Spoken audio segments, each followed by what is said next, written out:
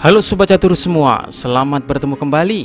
Emanuel Lasker adalah seorang pemain catur, matematikawan, dan filsuf Jerman yang pernah menjadi juara catur dunia selama 27 tahun. Pada masa terbaiknya, Lasker adalah salah satu juara yang paling dominan dan dia biasanya masih dianggap sebagai salah satu pemain catur terkuat di eranya. Masa kejayaan Lasker selama 27 tahun merupakan yang terlama dalam sejarah dan ia berhasil mempertahankan gelarnya sebanyak 5 kali. Karir bermainnya berlangsung selama 5 dekade yang merupakan pencapaian yang luar biasa. Melihat gaya permainannya, Lasker dapat melakukan segalanya dengan baik dan mahir menjadi penyerang habis-habisan sekaligus pemain bertahan yang ulet. Dia mampu mengubah gayanya sesuai dengan lawan yang dihadapinya. Yang menarik dari Lasker, dia adalah salah satu yang mempopulerkan pembukaan Ruy Lopez. Maka tak heran banyak yang menyebutnya dia adalah legenda Ruy Lopez. Opening Ruy Lopez begitu hidup dan menarik ketika dimainkannya. Partai berikut adalah salah satu partainya yang memakai pembukaan Ruy Lopez. Lawannya adalah Van Roon yang dimainkan di Rotterdam. Oke, Emanuel Lasker yang memegang putih memulai permainan dengan pion E4. Dibalas hitam pion E5, Lasker kemudian mengeluarkan kuda ke F3 yang menekan pion yang kemudian kuda C6 datang mempertahankannya. Kemudian Lasker memainkan gajah B5 yang ini menandai pembukaan Ruy Lopez. Langkah ini menyerang kuda yang merusak pertahanan pion E5. Ancamannya adalah memukul kuda, namun ini hanyalah ilusi karena apabila gajah mengambil kuda setelah pion makan, kuda makan pion, maka menteri hitam dapat ke D4.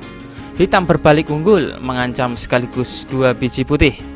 Oke, jadi masalah gajah berkembang ke B5 adalah sebuah langkah bagus karena mengembangkan perwira dan mempersiapkan rokade serta mengatur potensial pin yang dapat terjadi terhadap Raja Hitam. Hitam melanjutkan dengan langkah paling populer A6, memaksa gajah untuk mengambil keputusan. Jawaban yang paling populer adalah gajah mundur ke A4, tapi di sini Lasker memutuskan gajah makan kuda. Hitam menangkap balik dengan pion, membuka diagonal gajah dan juga menteri hitam. Lasker mengembangkan kudanya ke C3 sambil melindungi pion pusatnya. Sekarang putih mengancam makan pion E5 karena menteri ke D4 tidak lagi berfungsi akibat pion putih E4 sudah terlindungi. Jadi hitam bertahan dengan gajah D6 sebelum Lasker menerjang di tengah dengan D4. Hitam menerima pion pusat putih dan menteri merebutnya kembali. Kali ini dengan serangan ke pion G7. Kuda tidak dapat berkembang ke F6 karena ancaman putih E5 yang dapat menggarpu. Karena itulah langkah pertahanan terbaik hitam adalah F6 yang menumpulkan diagonal. Tapi kali ini hitam lebih memilih untuk memundurkan gajahnya ke F8, melindungi pion G7. Langkah ini sekaligus membuka menteri untuk mengajak pertukaran. Lasker menerima pertukaran dan raja merebutnya kembali. Kemudian Lasker mengembangkan gajah ke F4 yang membuka jalan untuk rokade panjang.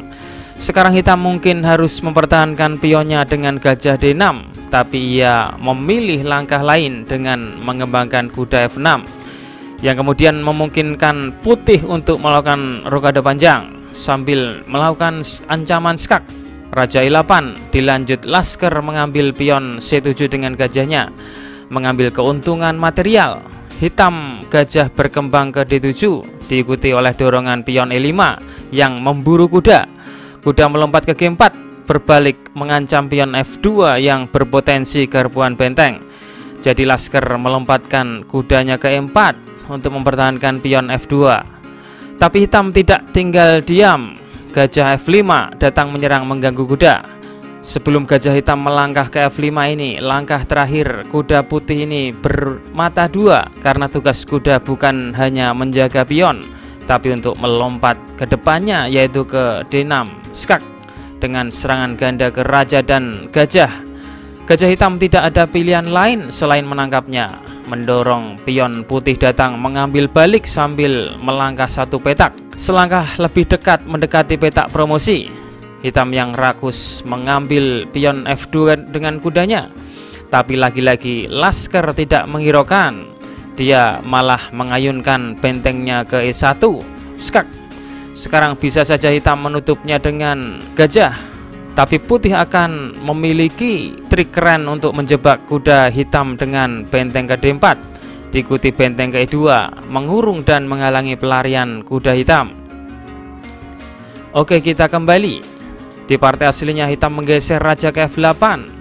Laskar melanjutkan dengan dorongan pion D7, meninggalkan bentengnya yang dalam tawaran hitam yang kemudian hitam mengambilnya. Tapi ini memberikan kesempatan bagi putih, kombinasi kemenangan yang brilian. Dapatkah sobat semua menemukan kombinasi skak mat dalam 3 langkah? Ya, putih memulai dengan gerakan gajah D6 skak, mendorong raja ke G8, kemudian benteng ke E8 skak, memaksa benteng hitam menangkap. Terakhir pion memakan dan promosi, sekaligus memberikan skak mat. Partai yang indah, bukan? Jawaban asal otak video kemarin, menteri F5 mengorbankan menteri. Apabila benteng mengambil, benteng putih melakukan skak, raja ke D7 dan ditutup dengan gajah B5 skak mat. Oke, kita masuk ke sesi asa otak. Temukan langkah terbaik dari putih untuk memenangkan permainan.